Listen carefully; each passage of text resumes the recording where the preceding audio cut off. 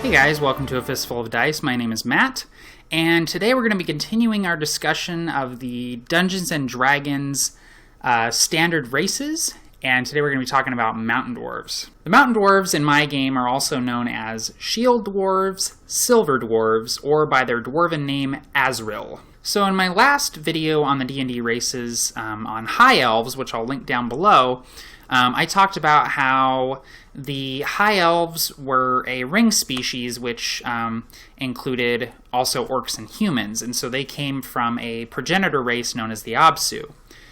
The Dwarves were divinely created. They were actually molded specifically by the gods as tools. They were made sort of similar to golems, where they were made of earth and stone and clay.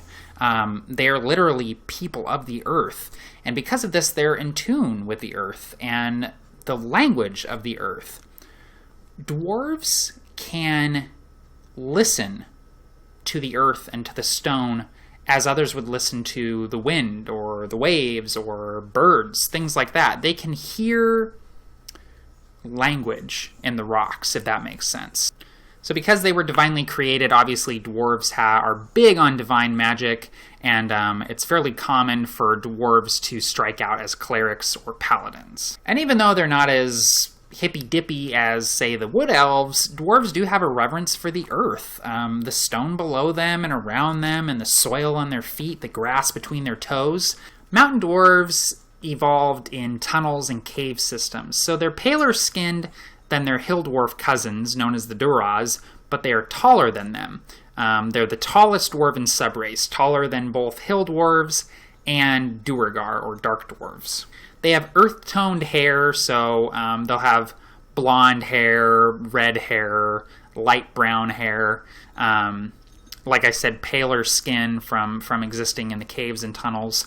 Eye color-wise, they'll usually have eyes that correspond to different types of gems, so emerald, sapphire, things like that. Mountain dwarves are incredibly lawful creatures by disposition.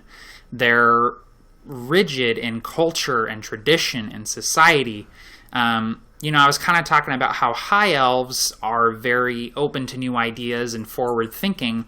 Mountain dwarves, they revere the past like nobody's business. They take great pains to record their history, revere their ancestors, and take great pride in their different lineages. Mountain dwarves mate for life. They pursue lifelong vocations, usually taking up whatever job their dad had, and they serve their family and their clan above all else. To bring shame upon your lineage, your heritage, your clan, your family, it's a great dishonor. Mountain dwarves are incredibly selfless. They serve the community. They serve the greater good. A mountain dwarf should never think about his or herself.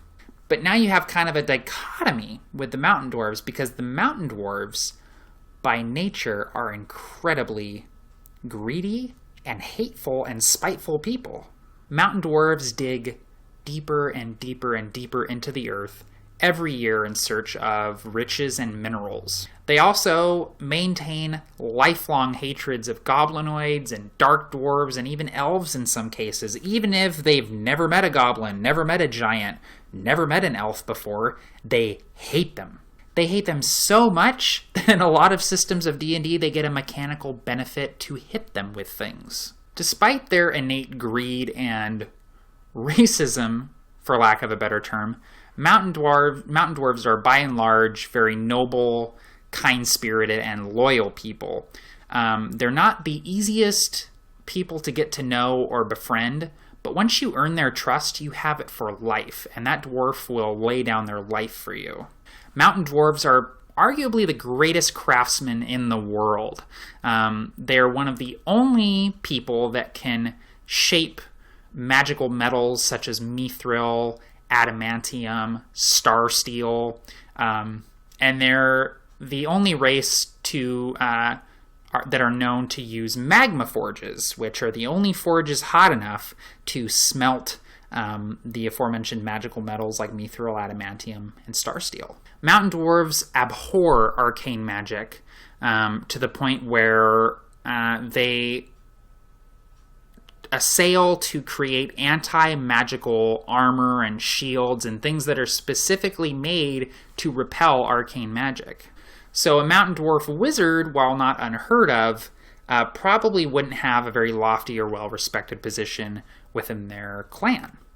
Dwarves are, however, devout followers of the divine gods and believe wholeheartedly in good, clean, divine magic.